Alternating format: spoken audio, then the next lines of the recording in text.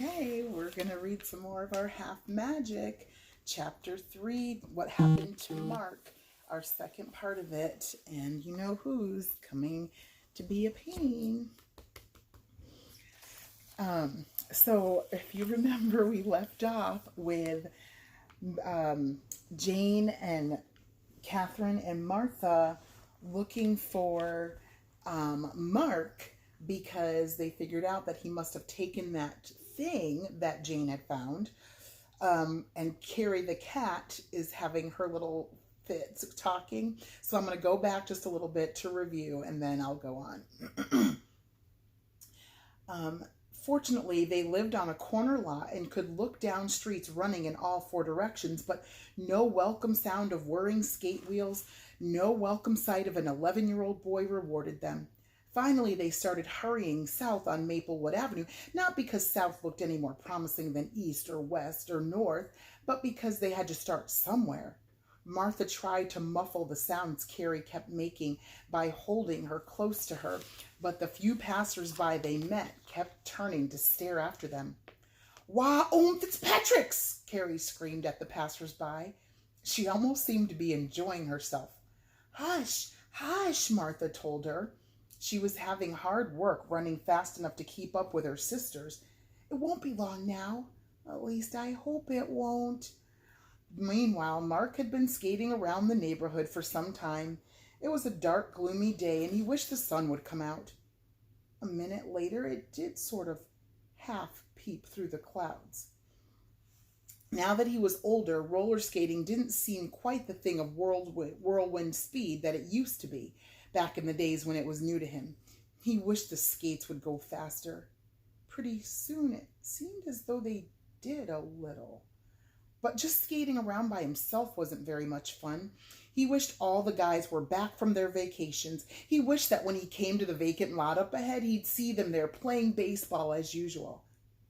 And for a second, as he whizzed past the vacant lot, he did seem to sort of half see a ghostly game in progress.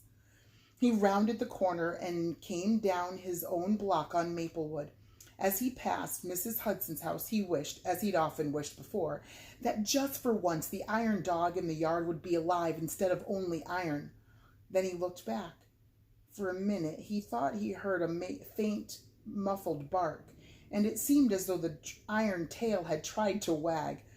Mark guessed he must have a pretty vivid imagination, all right, the way Miss Ammerheim, his last year's teacher, had always said. Thinking of Miss Ammerheim reminded him of school. Maybe somebody'd be hanging around the playground, somebody else who hadn't gone away for vacation. He turned the corner and skated down, get this, Monroe Street, toward the school building. It was just after Mark turned the corner that Jane and Catherine and Martha came out of the house and started hurrying down the street. As they passed Mrs. Hudson's yard, Carrie the cat struggled out of Martha's arms and ran up to the iron dog. "Yah!" she cried, hissing and spitting at him. "Fitzbully, Kerfitz!" A strangled growl came from within the iron dog, and he strained forward, trembling as though trying to lunge at Carrie. Jane gave a cry of triumph. "Look," she cried, "it's half alive. Mark must have been here. He must have wished. Hurry up, we're on the right track." Martha dragged Carrie away from the iron dog and rushed on after the others. At the corner they hesitated, then turned and ran down Monroe Street toward the school. Mark stood looking around the playground. It was deserted, as he might have known it would be. Disappointed, he hauled himself up on the trapeze bar, hung by his knees, and swung head downward. He almost, but not quite, wished it were time for school to begin again, so all the kids would be back. A person might as well be on a desert island as in this empty town. The thought of desert islands reminded him that he hadn't reread Robinson Crusoe yet this year. He was still thinking about Robinson Crusoe when his sisters came running into the playground. "Thank goodness we found you in time to warn you," cried Jane. "What have you been doing?" Mark, still hanging head downwards, looked up at her. "I was just wishing we were all on a desert island," he said. Next moment, the trapeze seemed to give way and he fell heavily to the ground. But instead of landing on the scratchy gravel of the playground, He fell on hot sand. He rolled over and looked around him. His sister sat nearby, looking only a trifle less surprised than he felt. Above, a flaming hot sun blazed in the cloudless sky. Otherwise, there didn't seem to be anything anywhere but sand. "What happened? Where are we?" he cried dazedly. Jane sighed grimly. "You just got half a wish," she told him. "Desert, yes. Island, no." Mark looked around again. It was all too true. Desert there certainly was, but no welcome sight of distant waves graced the horizon, only more sand, mile on monotonous mile of it. "It's all right," Jane went on a bit wearily. "I just do wish everybody wouldn't keep wasting wishes, though. Take off your skates and I'll get us home again." To make Mark understand even a part of the situation was the work of several moments.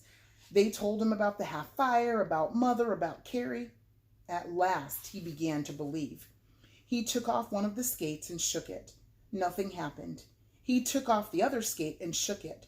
Something metal shot through the air in a bright arc, glittering in the pitiless light of the desert sun, then fell into the sand. Each of the children would have sworn that he knew just where the magic thing had fallen, and 4 pairs of hands set to work with a will, burrowing in the sandy hotness. 1 pair of paws set to work also, Carrie the cat having decided to be helpful for once. There was a good bit of getting in each other's way and arguing. 5 minutes later, the magic charm had still not been found. The sand was beginning to feel hotter. Fingers were getting sorer and temper shorter. "Don't crawl where I'm digging," said Catherine to Martha. "Well, don't dig where I'm crawling," said Martha to Catherine. "The way that charm keeps not staying put," said Jane, "you'd think it wanted everything to work out wrong." 10 more minutes passed. "I, for one," said Martha, sitting back exhausted, "will never play in a sandbox again." "All the perfumes of Arabia would not sweeten this old sand," agreed the poetical Catherine, also sitting back. "But we have to find it," Jane cried, still digging desperately. "Otherwise we'll never get home. We'll die of thirst, and some Arab will find our bleached bones months later and never know who we were." "I'm thirsty now," said Martha. "I'm hungry too," she added. "Now, how do we know this really is Arabia?" asked Mark. "Maybe it's just Death Valley." "Either way," said Jane, "is small comfort. Keep digging, though it is like looking for a camel in a needle's eye," she admitted. It was then that the caravan appeared. It was a rather shop-worn looking caravan, only 3 mangy camels with 1 ragged Arab driving them, and some very meager, empty-looking packs on the camels' backs, but it served to make plain to the 4 children that they were, in fact, in that fabled wasteland they had read of so much in fact and fiction. "Lost in the Sahara!" cried Catherine dramatically. Mark was more practical. "Caravan ahoy!" he shouted. "SOS! Help! Lend a hand!" The 3 mangy camels and the ragged Arab altered their course and came toward them. As they drew nearer, the 4 children began to wish they wouldn't. The ragged Arab's expression was crafty and definitely unattractive.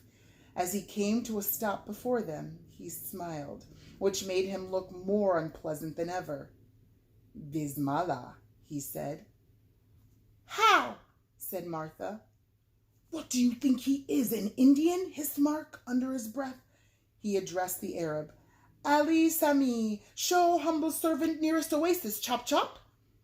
"He won't understand that either. That's Chinese," said Jane. But the Arab seemed to comprehend.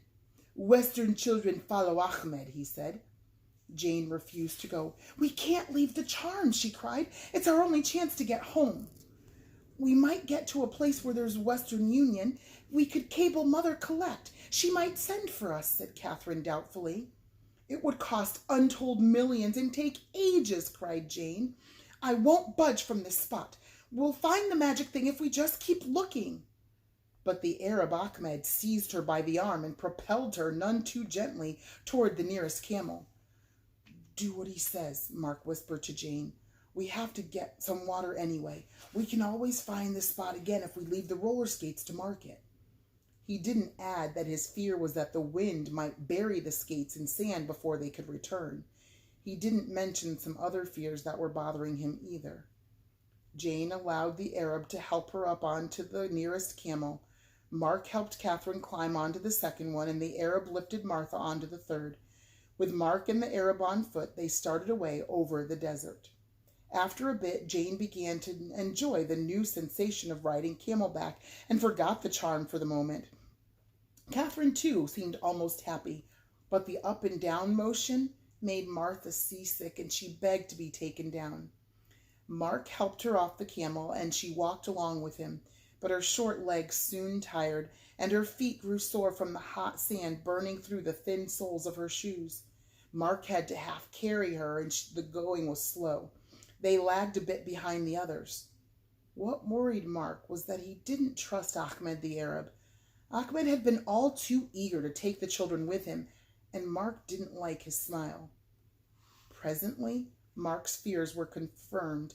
Carrie the cat seemed to be making friends with the third camel, the one Martha had been riding. She frisked along by the camel's side. The camel leaned his head down to hers. It almost looked as though they were conversing together, the way animals undoubtedly do. A moment later, Carrie ran back to Mark and Martha.